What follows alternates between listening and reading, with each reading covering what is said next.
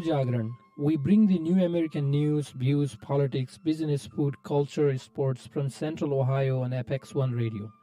Radio Jagaran is the voice of New American to the world.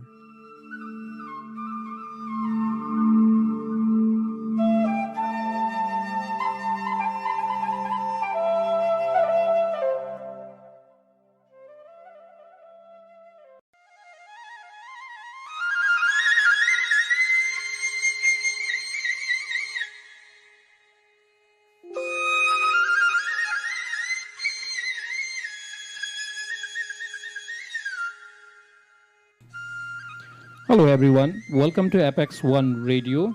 We are live, and the studio time is almost 6 p.m. And I am here in the studio with my guest, and Robbie is helping me with the technical thing today, and he'll join us after this first program. So, in this studio today, I have my two guests, Arati and Nayan. So we'll be talking about the importance of voter registration in New American community, why it is important, why we need to care about voter registration, and what are the resources is what we are going to talk about. But before heading into the main topic today, I would like to take this time and wanted my guests to introduce themselves. So, Arati, why don't I start with you? Hi, I'm Aditi Chapagai, and I'm currently a student at OSU, majoring in criminology on a pre-law track, and I'm interested in just bettering our communities. And I'm Nayan Chapagai.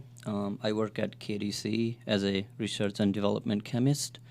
I'm interested in this one on voter registration because I want my generation to be more involved in registering people to vote and coming out to vote.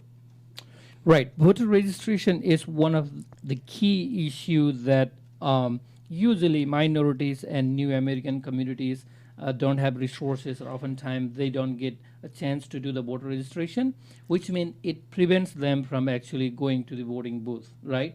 So both of you are young. You are either in a college or recent college graduates, right? You are first generation New Americans. Why do you think the voter registration is important? Well, voter registration is important because it's the first step towards voting, and voting makes a difference. And the fact is, it doesn't take longer than 2 minutes to register to vote. And I feel like it's really important just so because we have a chance to make a difference. And to add on what Arati said, voter registration is important because it can change the quality of life for you and future generation. That's the only way to tell your representative that you care about a specific issue, either for you or future generation. So it can potentially change the quality of life. Okay, it changes the quality of life. Voter registration does not take more than 2 minutes, right? These are the key messages. And also, right, you are a young generation, as I'm saying. So what you think that the young generation should think about when it comes to voter registration, what they need to do? I think they should think about how much of a difference they'd be making, not just by voting or anything, but by the influence that they hold over their parents or like even our little siblings or older siblings, because we are here and we have the privilege to be educated here, and we should, let others be aware of our knowledge. And as an American citizen, it's not only our right, it's about responsibility too. Like United States has adopted you as one of its citizens, so one of the way of paying back is to be involved and to vote. Like I said, it's right, but also a responsibility. And since we have this privilege, let's not waste it. Okay, vote is a privilege. We have to vote. And also, do you have any other message, right? We come from refugee camp, right? Our parents were kicked out of Bhutan. Those are key issues, and it's across the communities, especially New American, whether they were kicked out in Bhutan or whether they were kicked out in Congo or Syria or somewhere else, right? So why it appeals to you, both of you, right, to talk about voter registration? Why not you are thinking about going to a vacation and then enjoying and having fun time? Well, for me personally, I've heard my parents and a lot of people in my community, the Bhutanese community, talk about how they didn't have a choice in the style of their life, how they could change it, who they could vote for. So, like, coming here and learning about the politics of it all and just, learning about that you could actually vote, that just inspired me to see that I can take charge and that I can make a difference and I can help other people get into it and they can make a difference as well. Not only me, but everybody else can. Right. And later on, or in the past, I've heard people complain about issues, saying this is not right, this shouldn't be happening. But to look at the bigger picture, the reason that's happening is you sent the wrong candidate there. And the reason that happened is you didn't go out and vote. You didn't make your voice heard. Had you gone out and voted for the candidate who was advocating for the issue that you support, maybe that wouldn't have been happening then. So Right. it's really important to get out and vote. Well, obviously, you have to register to vote first. Okay, so the key message is we have to go out, we have to vote, we have to choose the right candidate that take care of the issue that you care about, right? That's the key message. However, to go to a voting booth, you need to be registered to vote. So when should we be done with voter registration? How many days do we have? Okay, so for Ohio, the voter registration for the general election is October Mm-hmm. October 5th. So we should either vote before October 5th or on October 5th. So voter registration should Register to okay, vote. register to vote should be done either before October 5th or at least by October 5th. Yeah. Is that a message? So, and Nayan, going to you, we have to vote in the coming election because we care about some issues. We wanted to send a right representative. To do that, we have to register to vote. But can you tell our listeners and viewers what are the resources we have to do the voter registration? Sure. If you want to go online and if you want to register to vote online, there are many websites you can go to. You can go to usa.gov, that's G-O-V, or you can go to iwillvote.com or vote.org. Another resource is the BCCO, Bhutanese Community of Central Ohio. You can contact them and they'll either help you with registering or connect you to somebody like either me or Nayan Dai. So there are resources, right? Either you can go online and do online registration, or if you don't know how to do online, or if you choose to do a paper version of the voter registration, technically you could come to the community center and you will find a paper ballot, paper voter registration paper, right? Yes. And also, if you receive SNAP benefits, like all the letters that you get in your mail, it always has a voter registration form in the last page. So you can fill that out and mail it. That's a way to register to vote too. Okay, good. So are we missing a key information here? Something like, who can vote? Yeah, people will ask that question. Who can vote or who can register to vote? Just so can you, do you want to put light on that?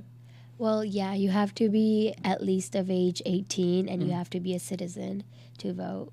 And Okay. you have to have registered to vote. Okay, great. This is important information. If you are thinking about doing voter registration, there are two things. One, you have to be at least 18 years of old, or your age should be at least 18 years. Second, which is you must be U.S. citizen. So if you are still a green card holder, if you are in any other status, please do not register to vote, right? So technically, this is for citizens and who are older than 18 years old. So going to, talking about this voter registration, and especially with the younger generations, right, who are in a college or recent college graduates, these population tend to be not coming out so much when it comes to voting. Why do you think the younger population tend to, come less than the older population? Well, there is a thing, people think one vote doesn't make a difference. But if you look at the elections in the past, there have been times when one vote has made a difference. Like for instance, in for Virginia House of Congressional District 94, there was a race between Simons and Yancey, Democrat and Republican. Their election was determined by one vote. Simon got 11,607 vote. Simon got 11,608 vote and Yancey got 11,607 vote. When the vote count is that close, it usually goes to recount. So you can see that one vote can actually make a difference. So just don't say my vote doesn't count because there are so many to vote. If everybody says that, now there's a lot of people who are not coming out to vote. And also, my generation, millennials, are less likely to come out and vote. Our voter turnout record is really bad. Let's change that. Okay, the younger generation tend to come out less because they think that one vote does not matter. But in practice, one vote really makes a difference, right? It does. It is a winning vote, right? Could be that one vote could turn the vote into right or left, right? And that could be your candidate, and you didn't vote it, and now that person is not going to the office. So that's important. And also you bring about the issue about, younger generation not going out and not, casting vote. What we should do, what the younger generation need to do to change that dynamic? I feel like firstly we should just get educated on the candidates or just the whole process just so we know what we're voting for, who we're voting for, and how it's going to affect us. So that way we're more knowledgeable about, well, I'm going to vote for this candidate and this is how it's going to affect me. I feel like if we know how it's going to affect us, we'll be more encouraged to go out to register to vote and to vote. Okay. So, Nayan, you are a working professionals, right? You recently graduate. So what issues do you care? Personally, like job market, healthcare, there have been a lot of laws on immigration. Since we are an immigrant, we obviously care about immigration. So I guess what I'm trying to tell you is think about an issue you care and go online or read something about it and see how can you make a difference on the issue you care. How can you make that a reality and see who is for your issue and who is against your issue. Like Arati says, be more aware, be more educated, and that will drive you to the poll to vote if you really care about some issues. So Arati, is that so? Yes, sir. Okay. So basically both of you are trying to say, hey, I care about, let's say, environment, or I care about health care, right? So if you think your issues should be heard, if you think that these issues should be taken into Congress, right, and there should be funding, then you have to choose the right person. Is that your message, right? Yeah. Then you have to choose the right person. But before you can do all of those, one thing that you have to do, which is Register to register vote. to vote, right? So it comes to register to vote. You may be aware about issues in the community. You may be voicing, issues in the community. You are concerned about whatever the issue you care about. But if you did not register to vote, means you are not casting your vote, and that one vote could be the winning vote. That's the message, right? Yes. So to younger generation, especially college graduates or recently who are in a college, and especially in our community, our community means new Americans, recently arrived refugees and immigrants who have become citizens, we have to cast vote. That is going to make a difference. It's kind of saying, you hear my voice. This is the way you can make other hear your voice, right? A collective way of saying this is what we care about. And not personally, but to the community, to the larger community, right? Yeah. So this is fantastic. I'm so glad young generation, college graduates, and recently in college, you are coming out. You are working as an activist in the community, right? You want to promote voter education, voter registration. So do you have any events coming up? Well, I'd like to say that we are planning on hosting registration drives. So if you'd like to be a part of it, be a volunteer, or even want to register with us, please contact us. Through BCCO. Okay. So you are trying to say, do you want to add something, Nayan? Yes, we have various strategies. One of them is running a registration drive, and we obviously need more people like us who can make a difference in the community. And the other thing I want to add is registering to vote is, like Aarti said, is really easy. All you need is your name, date of birth, address, and last 4 digits of your social security number. So pretty much last 4 digits of your social number and your driver's license or state ID. So it's not even hard. Right. So you can come to BCCO or one of our registration drive to register to vote, or you can actually come to help us register other people to vote. Okay, so registration is very easy. It takes 2 minutes. You need 2 pieces of information. Obviously, that information is always in the tip of our finger, right? Yeah. We carry our driver license, and we know the last 4 digits of our social security number. And obviously, we know what is our date of birth and what is our address and things like that. So it takes 2 minutes, less than 2 minutes, I'm guessing, right? And to help with that, we are running a campaign to help people do voter registration. And if we are talking about the Bhutanese Nepali community, one of the way is to come to community center. Is that what your Yeah. message is, right? Lastly, I just want to add, if you are interested in this, but you feel like you aren't informed enough or so, there's always people willing to help you out. Like Sudarshandai, Noyandai, I, or anybody else at BCCO. Okay. Nayan, before we end this interview with you today, what is the message you send to your friends, your families? Please register to vote. Please vote. There is so much in stake in the general election, which is November 3rd. It's not only general election, there is congressional election, and in some state, there is Senate election too. So please come out, please register to vote. You might be just getting out of college, or you might be in college like Arati. Like climate change, tuition cost, healthcare, immigration. There's so much in stake. You cannot sit this out.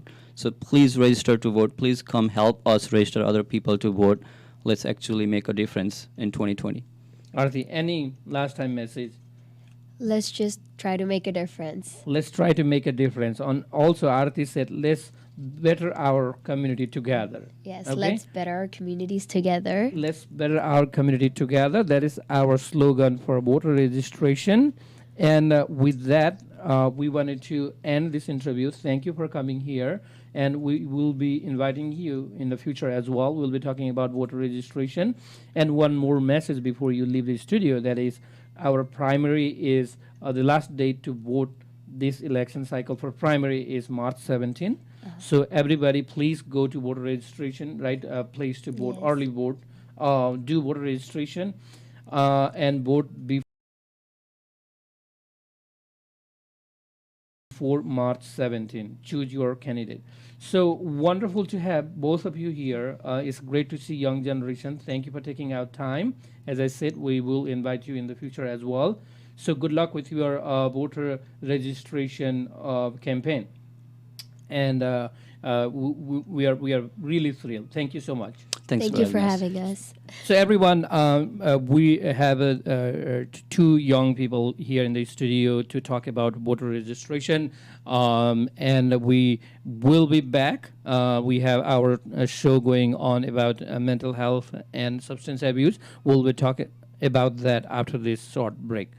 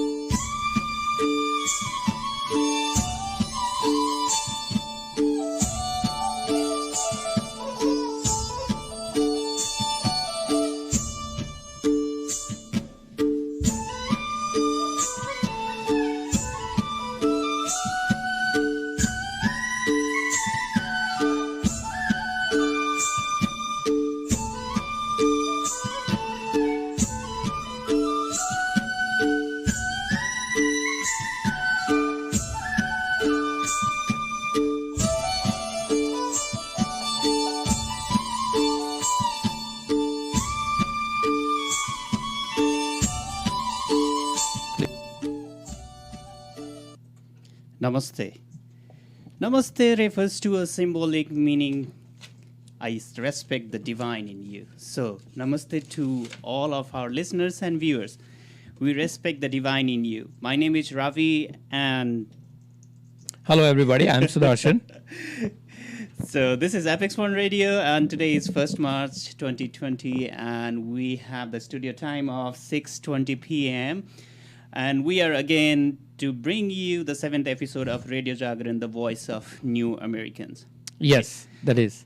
It's more than a month that we started this program with the aim of bringing information concerning the new American community every Sunday from 6 p.m. to 7 p.m. We have received tremendous support from our listeners from United States, Nepal, and India. So we wanted to thank you, and we also expect to receive your feedback and comments in future as well. For the last 3 episodes, we have been focusing our discussion on mental health and mental illness. We have been highlighting that mental illness is a curable disease. So if you see signs and symptoms of mental illness, talk about it. In the last episode, we talked on suicide and suicidal ideation, and we highlighted that suicide can be prevented. In today's episode, we'll be talking about about a different subject matter, but still connected to the mental health illness, that is substance abuse. Isn't it that? Yes. So in this show today, we will be talking about substance abuse or substance abuse disorder. Obviously, substance abuse disorder is related to mental illness to some extent, but we will make you clear today what is substance abuse disorder and so what is substance dependency, right? Right. Or addiction, what we call. And why we should be aware about and why we should know the difference between substance abuse disorder and addiction. And addiction is more something that has to do with varieties of other reasons. That could be mental health, could be one of those reasons. So we'll talk about this in detail today. So yeah, whenever we talk about the substance, whenever it's a substance is a very vague term, right? Yes, yes. So in order of substance abuse, what exactly the substance mean in this case? So in this case, the substance usually, has become an acronym for a lot of banned substances, right? So it comes from that. That could be drugs and alcohol primarily, but also illegal drugs, right? Substance that can induce or impairs personal thinking or ability to perform normally. Well, there are some medications that do that, but precisely those medications are prescribed by a practicing physician for treatment purpose. But when these medicines are misused, that's where it comes, substance abuse. The substance meaning the chemicals that can induce or influence your thinking or ability to perform normally, and abuse meaning you are not using it right way. So there are right ways to use it, but when it is used the wrong way, it becomes a problem. Consumption of alcohol and smoking has been long associated as a symbol of status in ancient Indian culture. Historically, the first mention of alcohol appears only in Vedas, when the Rig Veda in 1700 BC talks about alcohol-like substances called somras. I think you know about that, right? Right. So historically, if we look into alcohol, all civilizations have somehow come up with the use of alcohol or inducents, right? Right. Except one exception that we know, the Native American had no idea about alcohol actually. So they had other hallucinants and other substance. They figured out that one on their own. But every culture across the world has come up with ways to get high. Okay, but Right. culturally speaking, these substances were used for celebration, these substances were used for a specific purpose. Absolutely. And other times, these substances were used for entertainment to some extent. But generally, and extensively, if you look into the use of substances, hallucinants, and all those things, either they were used for religious purpose or even for treatment. Yeah, that's what I think. The initial uses of the somras or the alcohol-like substances, which was usually made from rice or wheat or grapes or some other fruits, they were usually used for recreation or celebration. But it was also used for the medicinal purpose. There is nothing called good or bad. It depends upon the use, perception, and the personal opinion. Even sugar tastes bitter when used exorbitantly. Therefore, every substance is medicine when used in a right way and the right amount. Otherwise, it's a poison. So let's not abuse any substance. We'll know more about the substance abuse after this small musical break. Don't go anywhere. We'll be right back. This is Ravi and Sudarshan from Radio Jagaran, the voice of New Americans.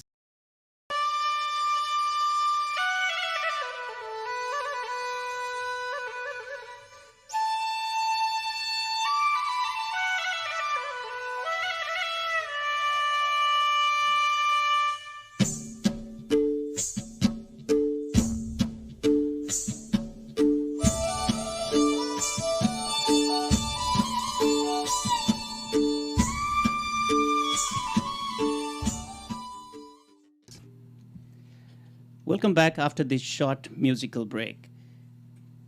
You are listening to 7th episode of Radio Jagaran, Voice of New Americans. Sudarshan Dai and I today are addressing substance abuse.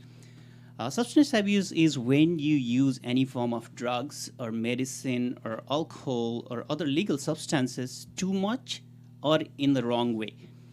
According to Office of Disease Prevention and Health Promotion, in 2005, an estimated of 22 million Americans had either drug or alcohol problems. About 95% of these people didn't know the negative impact of these substances in their health, families, or communities. Of remaining 5% who recognized the consequences of those substance abuse, about 270,000 substance abuse had unsuccessful effort to obtain treatment. These figures and facts highlight why we need to talk about substance abuse and why substance abuse is important. But first of all, let's talk about what exactly the substance abuse is. Or there has been lots of discussions going on about how we can differentiate substance abuse from addiction, right? Like people take it very synonymously, the substance abuse as well as addictions. But is there any difference, or like how can we differentiate between these substance abuse or addiction? Right. So we briefly talk about what is substance abuse, right? So, and also it is sometimes confusing what is substance abuse and what is addiction. But obviously there is a difference between substance abuse and addiction. These terms has been used interchangeably. People who use substance abuse are often referred as addicted to those substances. But when, a person could be addicted to, let's say, tobacco, right? Right. Or a person could be addicted to some other form of, illegal means of entertainment. But when it becomes serious is when a person is medically or clinically not functional. And when a person is clinically not in a normal way to function his or her life, that is where it becomes addiction. Right? Right. Just to function normally, that person need that inducement from whatever substance they are dependent on. So when a condition of dependency into substance becomes so severe, without the use of that substance, a person cannot function normally. That is addiction. However, on the other hand, substance abuse could be, if you are drinking excessively, you just drink once in a while, but today you drink excessively, that is a substance abuse, right? Or you saw some painkiller medications, you are frustrated, and you took that medications excessively, right? Just to get out of that frustration. That is simply a substance misuse. One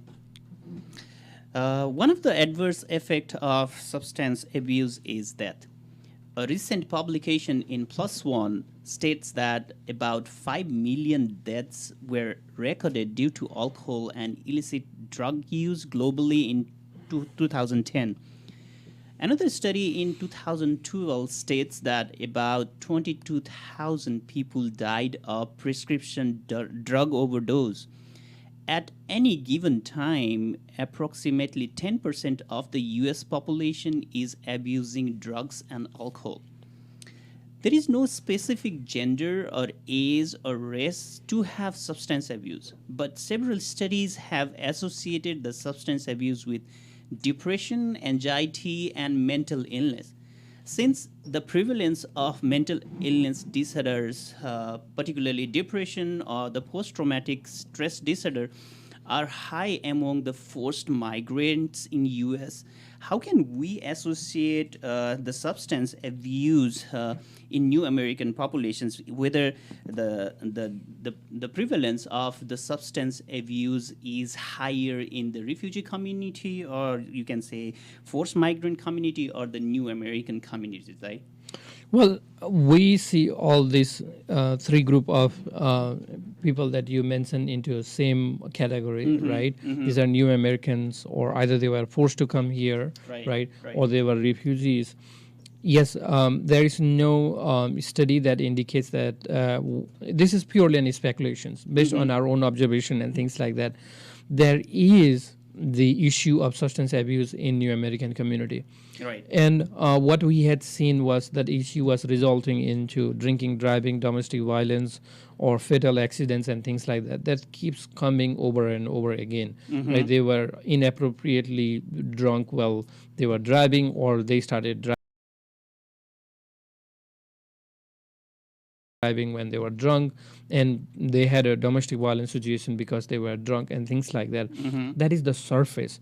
But working in a community, what I had seen personally, and people who work in the community had seen, is that generally the refugee community or forced migrant people, they come from maybe a traumatic situation. Right. They may come from a war-like situation. They had, as you said, anxiety and depression, and oftentimes they started depending on alcohol or other substances as a self-medication to overcome anxiety, right? You are in a new place, you are coming from a difficult past, and you have an anxiety issue. So just to overcome that, these people started doing, what they started doing was self-medication. And that self-medication becomes worse and worse and worse. So this is a negative coping mechanism, as we talked about it last time, right? Right. And people may have mental health issue in most cases. That's true. So that results into all these kind of accidents and domestic violence and drinking, driving, and other legal issues. In no way we are promoting that one should be doing self-medication. That's totally wrong. What we wanted to say is you have to go out.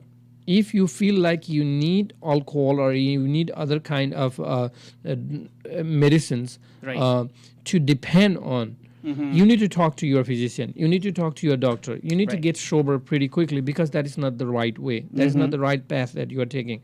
But one thing that we had seen is in New American community, the substance use disorder is growing pretty rapidly, especially among the young generations.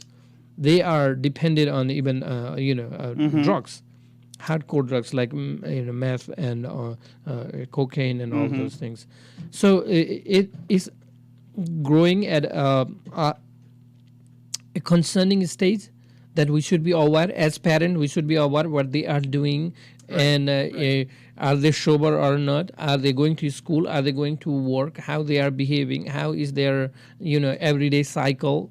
Are they going to bed in time? Are they eating food? Are they eating enough food? Those kind of things. But we'll come to it. We'll definitely come to it. But we had seen a high increase in substance abuse among the New American refugee community as well. Okay, so let's come to the Bhutanese Nepali communities. It has not been well documented in research side, but just on the observational study or just on the observational analysis, it has revealed that our Bhutanese Nepali communities has also experienced substance abuse. The Columbus Dispatch on August 2019 writes, substance abuse and mental health issue are becoming a growing concern within immigrant communities, covering a death by substance abuse in a 23-year-old community member. The Ohio Department of Mental Health and Addiction Service, Community Refugee and Immigration Service have reported over use of alcohol and tobacco in our community members. Most of the events of substance abuse in our communities usually get unnoticed or doesn't come to the media. However, you have been working in a community leader for a long time, and probably you have observed many such cases. So, what is the current scenario of the substance abuse in our community? It's very hard to say. Very difficult because people who are dependent on drugs and alcohol, heavily dependent on all drugs and alcohol, tend to keep their group circle very secret. They don't share about it, Right. and they have their own networks, right, where Right. they get these Right. substances from, and who is their main boss or dealer and things like that. But what we had seen is a concerning number of youth who are attending high school or were attending colleges had reported, or their parents had actually reported, my son or my daughter has this unusual behavior. They don't come to home in the right time. They don't eat. They don't sleep well. They are irritated. They are angry. They have a mood issue all the time. And it sounds like they are stealing money, and they are having this issue. It's what parents actually report to us. And every other day or every week we come across this situation. Parents would come crying sometimes, please help my son, please help my daughter. They are in this they think that they have something abnormal going on with their children.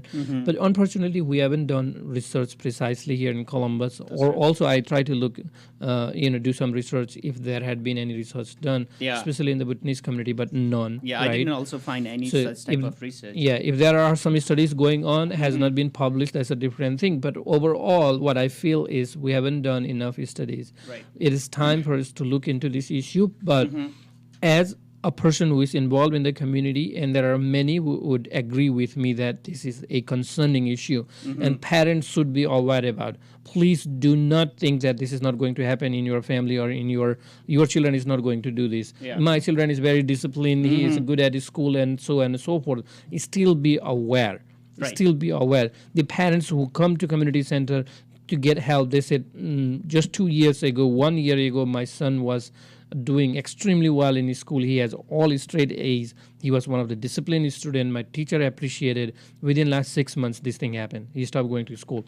So this is a warning sign to Right. all parents. Be aware. Right. This is taking community. Right, yeah. There is no time for addiction. There is no years for addiction. Addiction can happen anytime and anywhere, right? So the best thing is to watch over your children's. Please do watch over children's. Please see if they are having any addiction sort of things or any substance abuse sort of things. It is always sad to hear that our community members, especially young peoples, are involved in substance abuse.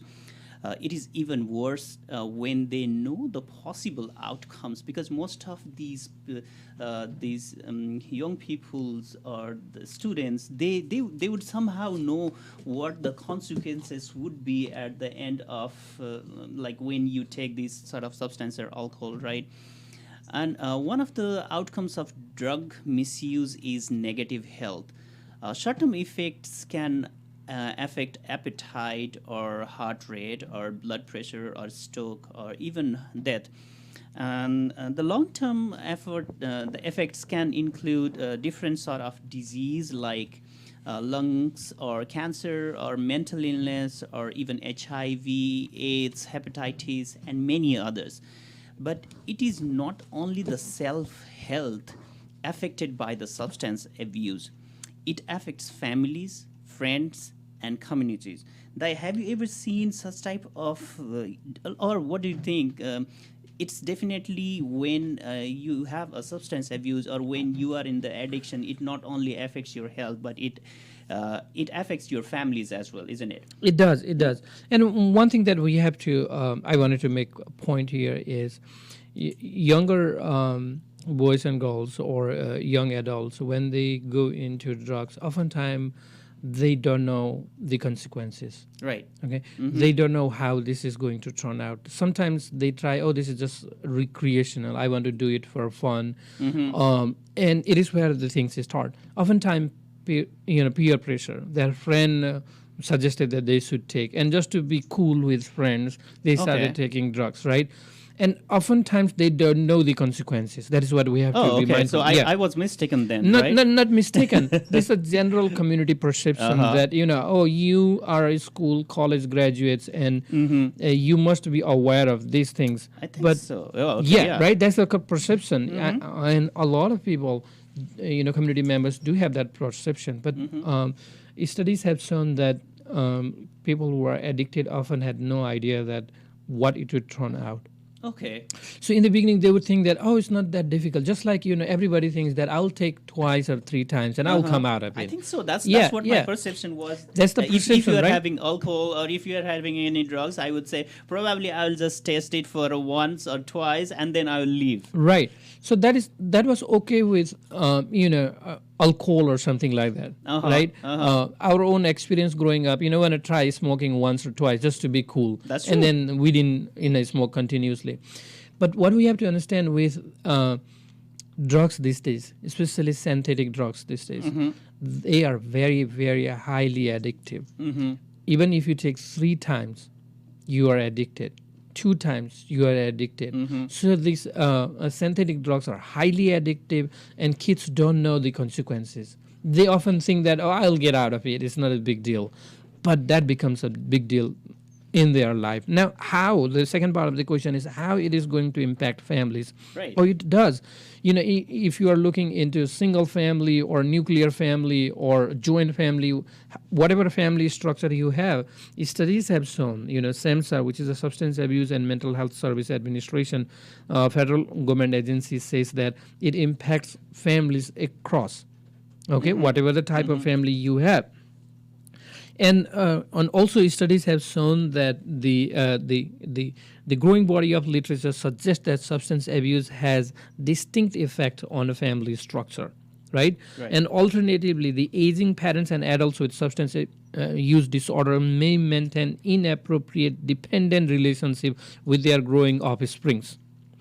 So in other studies, it has shown that people depending on substances grow certain behavior like anxiety, fear, anger, embarrassment, guilt, and that eventually lead to the relationship, impacting family relationship. And further, what we had seen is it affects intergenerationally.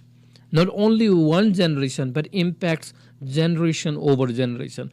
Almost it impacts 3 generations. If kids are raised by alcoholic parents or parents who are dependent on substance, it is highly likely that the kids may pick up that habit because they see up growing it. And also dependency, what we have to understand here is, oftentimes drugs dependency is also because of genetic predispose. Meaning, 2 persons who are exposed to an environment, one could end up getting addicted. And if these 2 persons are, let's say they are friends, one friend could end up getting addicted because of the genetic predispose. So we have to understand that comes in your make sometimes.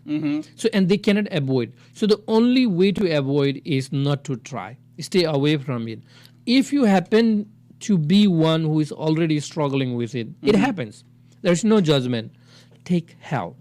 Take appropriate help, and you can overcome. That is the way how we can tackle, right? We don't want to label anyone as addict or you are a wrong person or you have a wrong intention or anything like that. By mistake, right? You wanted to try one time. You had a friend, you had peers who suggested you take drugs. Now you are dependent. Right. You are a victim. Actually, that's where we see Right. someone who is dependent on substance abuse. You are a victim of that system. So the society wanted to help you, the community wanted to help you. Where they wanted to help you, go seek help. That could be medical professionals, that could be social workers, that could be community organization. Everybody don't want to help. I understand that totally, right? Right. But people who are in the field who wanted to help, they will help and get help. Right. So no matter what, the drugs are addictive. So the take-home message would be, don't be a victim of substance abuse. Don't be a victim of substance abuse. Right. Don't be yourself a victim. Right. Right. And please say no to drugs. Yeah, please say, yeah. Again, this is an old slogan. Yeah. In the 70s. But I think it still works. It is still is relevant. When it's the 70s, they started, please say no to drugs. We still want to say, please say no to drugs, but also be aware about the impact. The Right, negative right, right. impacts of drugs before you started taking. If your friend is suggesting this is cool, let's do it one time, explain to him or her how it is going to impact you forever in your life. Right. Explain to them. We are talking to younger generation. Hey, I may be predisposed. I may be genetically predisposed. So if Right. I try this, this is going to impact me physically, mentally, financially, and it may impact me throughout my life. Right. So educate your friend who is insisting you to take drugs, right? Don't be a victim of it. Don't be a victim of your friends. Don't be a victim of someone who is persisting you. Sometimes we go through bad mood. Sometimes we go through bad time. But do not take drugs or alcohol as an excuse. Get other ways.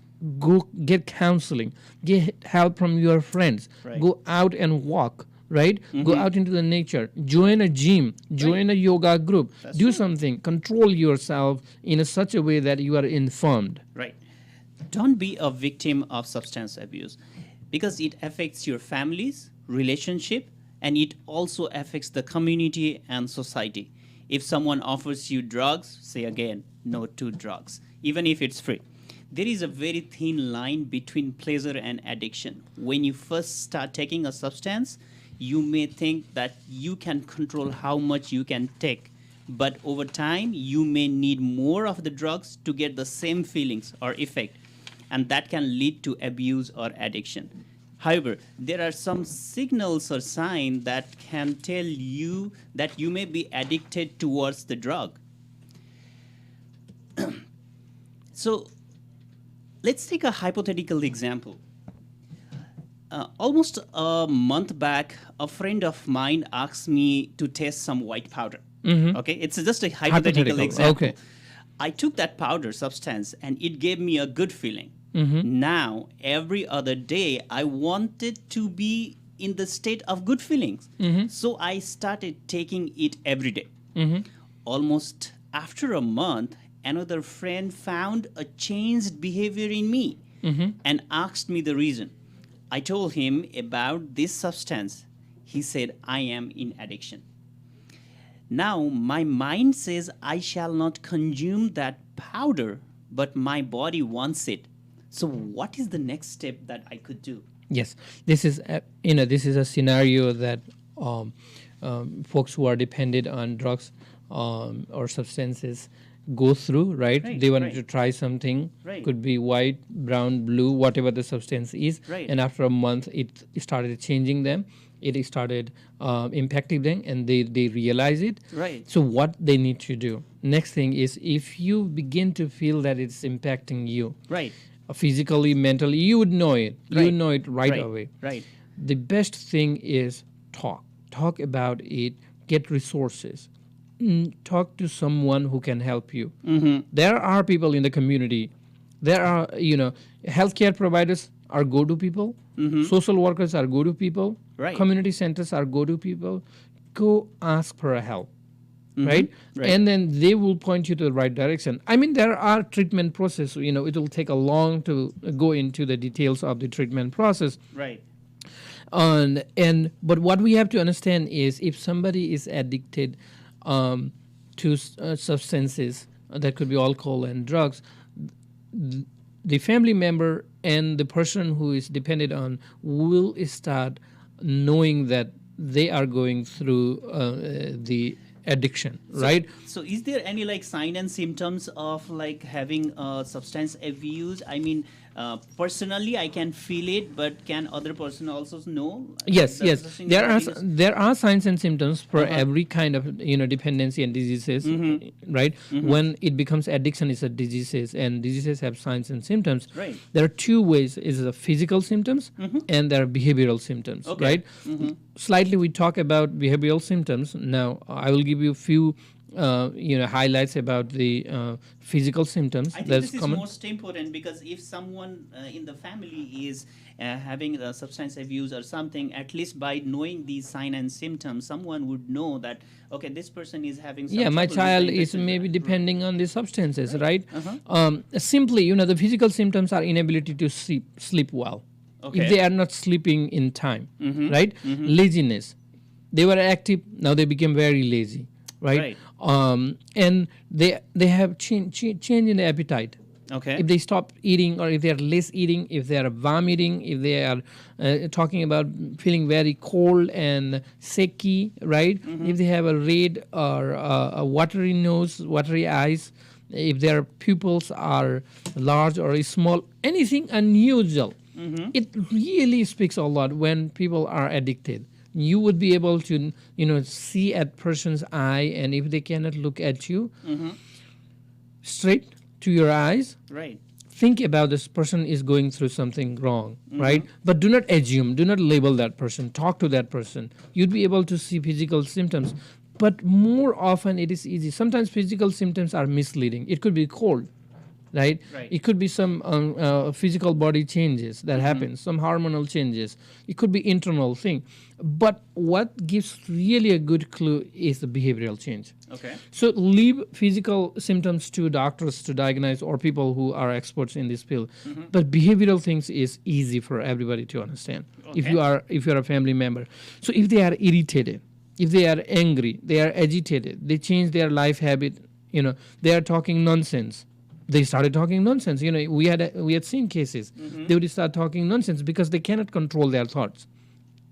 These are if they are paranoid after sometimes, they talk about fear and all those things. If they started recusing themselves into a room, right, they started isolating, and if they stop talking to the family members, these are behavioral symptoms. And when you observe these behavioral symptoms, you may want to start talking to your son or daughter, or your significant other. Right. It could be husband, could be wife, victim could be anyone. The addiction could happen to anyone. So observe and help, talk to them. Do not isolate them, do not condemn them. Right. We really wanted to say that is what we do in our communities, especially in immigrant communities. We said, and I'll beat the shit out of you if you do this and that. Don't do that, right? Right. That's not the right way. Talk to them in a loving and caring, because as we said, they became victim of the circumstances. Yeah. They could not avoid. Now the only way, if you really take care of your son and daughter or someone significant, is to talk to them, Right. give them a direction, talk to community members, Be friends to them. be a friend to them, and get the information. They wanted to come out, obviously. Right. But if you created barriers, is when they see barriers, they will make a different world for themselves. Right. They will create their own environment and they'll go into that. And I think we have seen it in the family as well. Like any young people or children, they usually take the help of drugs or alcohol if the family is itself not well organized, or if the family members are not very close to them, or they are not friends to them. I think is that the reason? That could also be a reason, like family members are not coping up with what's going on with them. They cannot explain to their families what's going on inside them. Oh, yeah. In short, family dynamics is crucial. Crucial. Right. Whether it's about addiction or any other thing or mental health that we are talking about. Right.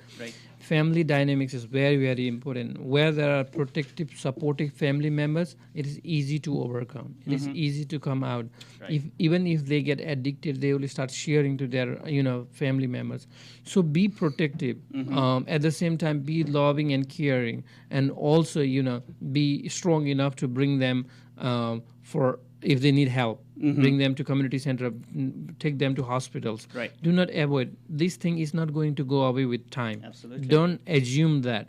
Right. That could be very, very misleading. Right. I mean, this is a topic that we need to talk further, right? This is just an introduction only. Absolutely. We will talk about it in the future as well. We'll try to simplify, maybe bringing different kind of addiction, youth and adults, right? Addiction and substance and alcohol, things like that. But given the time today, we have to end this show here. Right. We have a couple of minutes. So stay tight. Talk about substance abuse. Be aware of the children in your family. Do not ignore if you see unusual behaviors, especially if you see a change in their behaviors, sleeping patterns, eating patterns. These are clues. They are talking to you through this. So talk to them in a loving way. Do not discard them. Do not condemn their behavior. Say that they are struggling. Right. I understand, but I want to help you. You may be going through the bad time, right? And give your own experience. You had similar experience. Right. And I am here to help you. Right? Yeah. Now, I think let's quickly look into the different comments and the suggestion sections if we have any. Because our listeners and viewers got to us. They have been providing us with the feedbacks, and please support us. Please suggest us, provide us feedback, and be a part of it. Sure. With that, I wanted to thank you, Gracie Boise, Meghnath Adhikari, Okan, and Mahendra for joining us today. And there are many more who join us, but recently that's what I could see in my computer. So thanks for joining, and please share this. Feel free to share, right? We are bringing this key community issue. We took time to do research. It takes time to produce this. So, and our intention is to spread this message, to educate our community members as much as possible. And we are trying to bring facts and figures. I'm involved in the community with mental health and substance abuse, education, outreach, and social work. So this is, I think, a resource in our community. Share with your friend, family member. Often these shows, could be long, but take out time. And if you wanted to know more, right, do some research. Come to community center. Talk to your doctor. Talk to your healthcare providers. At the same time, give us a feedback also. We wanted to do better. We want to reach out to larger community. As I said, it takes a lot of resource to produce one program. And we wanted a lot of our community members to take advantage of it. Right. This morning when I was looking at the internet, I just came out through a very good words. I just want to share it with you. Life is a mixture of sunshine and rain. Life is a mixture of sunshine and rain, smiles and happiness, tears and pain. All days are not bright, but it is also true. There was never a cloud the sun didn't shine through.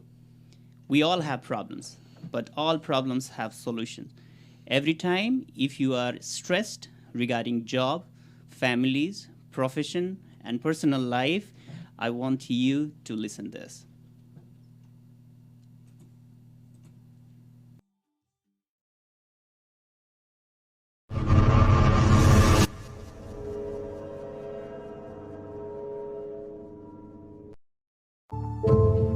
My own parents didn't believe in me. I mean, my mother was concerned all the time that I was crazy or something else. My father said to me, he says, why are you training your muscles? Go out and chop wood, do something for people, be useful. Then you will get your muscles, not with these weights and in front of the mirror and idolizing yourself. I heard it all the time, but I didn't listen. Do you know how great it felt that I knew where I was going? Imagine the majority of people don't know where they're going. I knew where I was going, that I'm going to become this bodybuilding champion. I was so relieved, because when you have a goal, when you have a vision, everything becomes easy. But that's rule number one, have a vision. Rule number two is, don't listen to the naysayers. The thing that I heard out of people's mouth was, that's impossible. That can't be done. Now that's very encouraging, isn't it? But you know something? I didn't give a shit. And I did not listen to the naysayers. I didn't listen to them at all. So when someone says, no, this is a stupid idea, you in your mind, you don't have to say it, but in your mind just say this, fuck you, you're an asshole. We have so many of those people that say no and you can't do it, that's impossible. But when you start doubting yourself, that's very dangerous. The best revenge is success. Remember that.